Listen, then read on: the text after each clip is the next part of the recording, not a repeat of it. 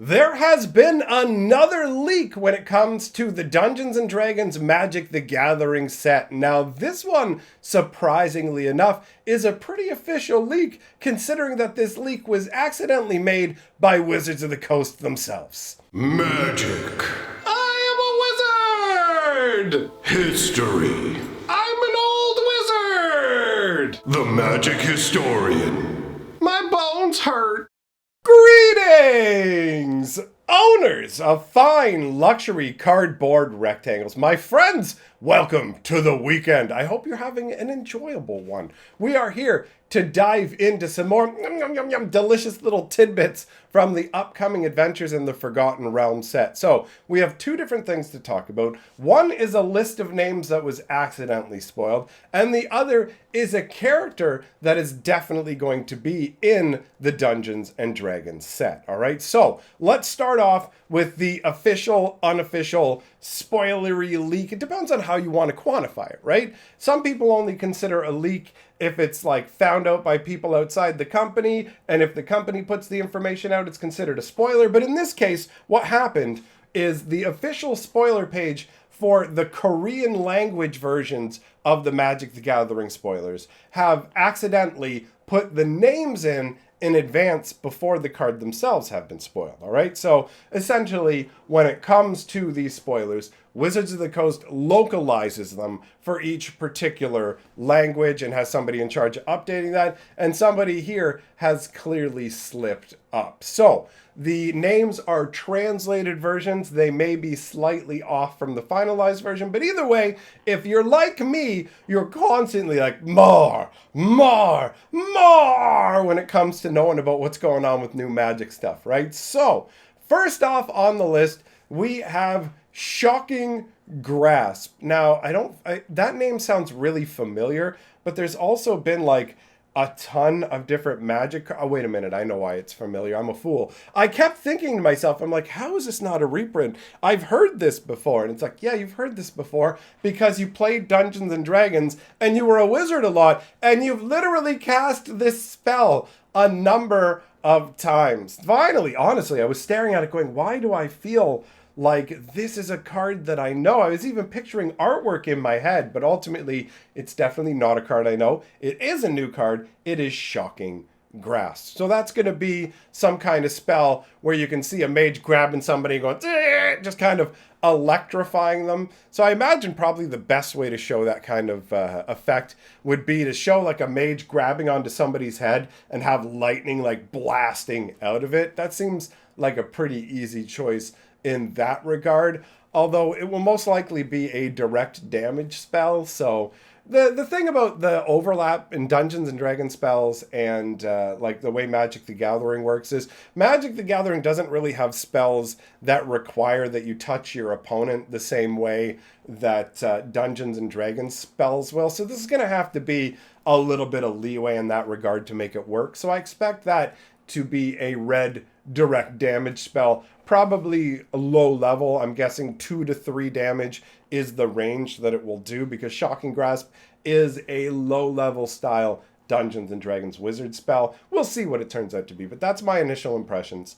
The next thing we have is Sudden Insight. I don't know if this is Dungeons & Dragons spell. I don't know if this is some kind of priest ability or a character class ability. It certainly comes across that way to me, but when I played Dungeons & Dragons, I played 2nd edition, so I don't have any additional insight that's suddenly popped up. Do you see what I did there? That was really clever with the name. Give me credit in the comments. I love being praised.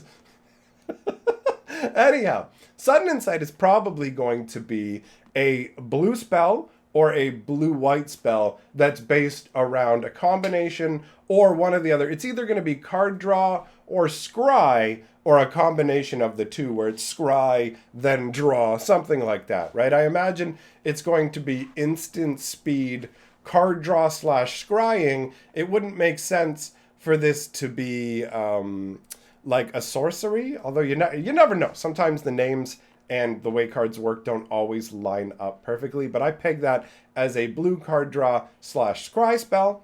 Then we've got Swift-Footed Rogue. So, I don't know, Swift-Footed Rogue to me says it's probably a black creature. It's probably in the range of 2/2, and maybe it's just one of those when it enters the battlefield, you get to delve into the dungeon sort of scenario. I don't really know. I mean, I guess it could be a black-red haste creature that when it comes into play, adventure into the dungeon or venture into the dungeon. I want to say delve into the dungeon, but I know that that doesn't work because delve is literally already an ability from Magic the Gathering, so I get that, but my brain always goes delve into the dungeon. But anyways, venture into the dungeon, maybe black-red, 2/2 haste. That's my guess on this one.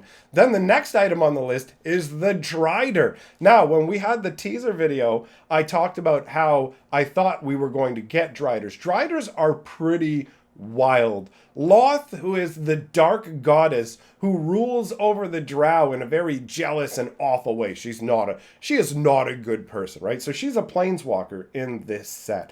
And essentially, she's the only one who can create Driders. And Driders are where she takes the drow that she feels haven't been faithful enough, and she turns them into half elf, half spider, which in one way is horrifying and in another way is confusing. Obviously, being turned into one of these would be horrifying. You're no longer accepted among your own kind. You have to go and live like an outcast in the Underdark, right? So it's a pretty lonely and vicious life where they only really show back up to their society. I shouldn't say modern society for Dungeons & Dragons. They don't really show back up to their society unless it's for some kind of vendetta or revenge. But basically, Lolth will look at a drow and go, okay, you haven't been faithful enough. Boom, you're turned into a Drider. And there's also the possibility that being turned into a Drider also basically like increases the loyalty, kind of brainwashes you into being more loyal.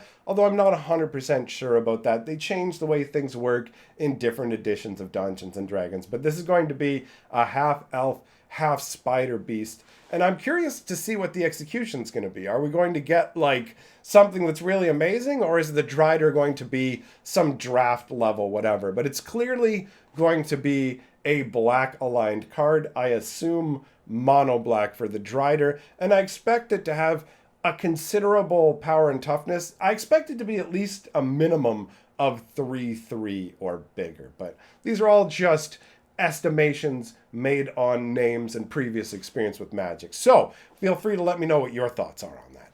Then we've got Manticore. Now this one's weird to me, just the idea of just having like Manticore as a name, because we already have a bunch of Manticores in Magic the Gathering, right? The first Manticore, if I'm not mistaken, showed up all the way back in Legends with Crimson Manticore, right? So the idea of Manticores being, first of all, putting Manticores in a Dungeons and Dragons set feels great. Manticores are a crazy, fantastical beast that's combined up of a number of different things, right? You've got like wyvern wings and a lion's face and a giant scorpion's tail, and like it's a pretty wild and fantastical beast. So it's interesting to me that they would just have something just straight up called Manticore. Maybe that's because they're just like, well, you've got Drider, you've got Manticore, they're doing it Dungeons and Dragons style. I don't believe there is just a card called Manticore, so it would work. But maybe it'll turn out there's more to this name, because remember, these are, at the end of the day, just translations as opposed to like straight up direct automatic English variations of the name. The next one is Vampire Scatterer, and it says this is definitely the wrong translation. So what could that be? Like a vampire that causes people to fear-inspiring vampire. Vampire Fear Dreadlord. Vampire Dreadlord. That sounds cool. Something like that, where you've got a vampire that causes people to flee from it, which makes you think, oh, sorry, I didn't even say what I thought the Manticore would be. I'm guessing the Manticore is going to be a red-aligned creature, because that's where we've seen Manticores in Magic's past, is red, a combination of red-green, and artifact. That's the place where we normally see Manticores. So I feel like mono red, or theoretically red green, but mono red is where I'm leaning towards for that one. So the Vampire Scatterer, I feel like this is going to be a mono black vampire that has menace. The scattering concept to me just makes me think of people fearfully running away. So menace gives that kind of a concept where it's more difficult to block. You need multiple creatures. So it's like, I'll face it if you'll face it with me sort of thing. We have to stand up against this evil that's trying to take over our town. That's got a D&D vibe to it, but ultimately that is speculation based on a translation that is not correct. So I'm curious to see what that's going to be. The next one is Druidic Job, and it says not sure about this either. So maybe Druidic Calling. Maybe this is an enchantment. This could be, because we've seen things like this in the past, a green enchantment where you enchant a creature and it essentially becomes a druid. So this could be an enchantment that you play on a creature and it gives it the ability to tap for mana, or it could be the ability to untap another creature. Theoretically, it could be damage reduction, although when I think of damage reduction, I think more of clerics than druids. In Dungeons & Dragons, clerics and druids are separated by the fact that druids are more nature-focused. Priests they have similar spells, but not a complete overlap. And clerics tend to be more focused on healing magic. I mean, obviously, if you serve a god that's focused on healing. There is a wide range. I'm talking in the most generic sense. Clerics are far more healer, and druids are far more commune with nature. So I suppose it could even be some kind of enchantment you put on a creature that gives them the ability to tap, look at the top X cards of your library, put a card in your hand, and X is the creature's power or something like that. Who knows? Who knows? That's just pure guess off the top of my head. Then we've got Plummet. Plummet's a straight up reprint. It's just 1 green and 1 for a card that says destroy target creature with flying. So that's obvious. I didn't even realize that reprint was on the list, or I would have tossed the image in here, but ultimately Plummet's not very exciting anyway. So that is a meh reprint. That's next up we've got Barrowin of the Undoer. Wow. I have no idea what that is. I don't know if that's the name of a character. I mean, I see Barrow and I think Barrow Whites. Barrowin of the Undoer could be anyone. That could be some legendary character in Dungeons & Dragons I'm not familiar with. Because like I said, I stopped in 2nd edition. So I'm not familiar with a lot of the recent changes to Dungeons & Dragons or anything that's happened to D&D in probably the last 20 years. I'm saying recent. The last 2 decades are recent. Give me Thaco or give me death. So I have no guesses for Barrowin of the Undoer. I'm going to say legendary character. Then we've got Demon-Fanged Knoll, Targ Gnarl. Fairly sure about the Demon-Fanged Knoll. Don't know about the exact spelling of the name, though. So, this is going to be a legendary Gnoll. And Gnolls are vicious creatures that basically just exist to destroy life. They're kind of like gigantic hyena men that use crazy flails and stuff like that. They live for battle.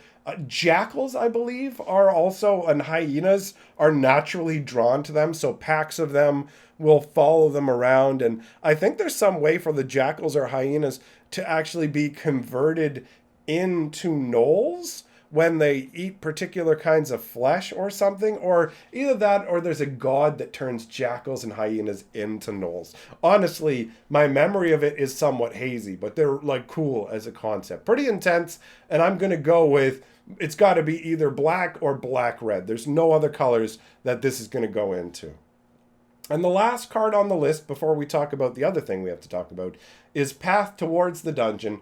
Path downward is the exact word. Not sure about this either. So this could be an enchantment that allows you to venture into the dungeon each turn. Like during your upkeep, venture into the dungeon. Or this could be a sorcery or instant that lets you venture into the dungeon once. That's obviously the vibe that this has. And in terms of colors, it could theoretically be any color, right? Path Towards the Dungeon could also just be a colorless spell. Wizards has tinkered around with more of that stuff recently. Look at Strixhaven. That's a great example of it, right? So there's one other thing we have to talk about, and that is the Delina connection. You can see here the artwork that shows Delina, and then you take a look at this booster artwork, and you can see that's clearly Delina as well. The hair is the same, the markings on the garments are the same, the coloration the same belt buckle, same weaponry. It's indisputable that this is the same character. I noticed this posted on Reddit and was like, oh, that's cool. And you can see the artwork from the booster pack as well. Shows what looks like dragons. I guess it's supposed to look like dragon scales, but it kind of looks like she's in a padded room, doesn't it? There's just something about it. But I like the idea of Dungeons and Dragons set boosters, like any boosters from it, having this scaled pattern concept. That is pretty neat. So Delina is a wild mage who basically ended up having to destroy her own brother. Her brother was better at magic than her, and she didn't care as much about her studies, and she would be, I guess, made fun of for it and whatever. And then her wild magic kind of surged out, and it turned out she was more powerful than her brother. And then her brother did that whole thing. It's like, I'm supposed to be more powerful. I spent more time studying. It isn't fair that you're more powerful. So he basically plots to scheme. He schemes and plots to steal her magical powers. But ultimately, she is able to overcome and destroy him. So she is going to be also in the Dungeons and Dragons set, but we don't know anything about the card itself. Although the way she's geared up with her gear and everything, I mean, throw her into white red. Why not, right? So let me know your thoughts on these different cards. Do you have different interpretations than I do of what they could be? Because it's way wide open. And if you're right, that means when the cards come out, you can be like, told you so. And that always feels good, doesn't it? So, big thank you to all my patrons. Thank you very much for supporting my channel. I will see all of you, my friends, next time.